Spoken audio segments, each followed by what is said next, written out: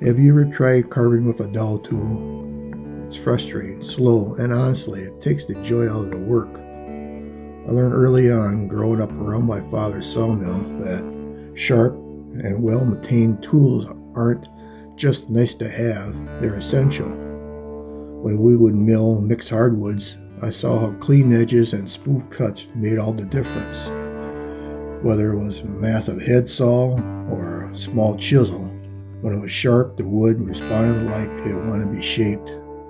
When the blades were dull, the smoke would just roll, and that burning smell was just awful. Now, as a sculptor, that lesson had stayed with me. Sharp tools glide, they shape with precision, and they keep the process creative instead of frustrating. Dull tools fight you, sharp ones work with you. And when you're in that rhythm, cutting clean, carving smooth, and that's when the magic happens. It's more than a technical tip, it's a mindset. Respect the wood, respect the tool, and your art will thank you for it. Thanks for watching. Keep your tools sharp and your hands inspired.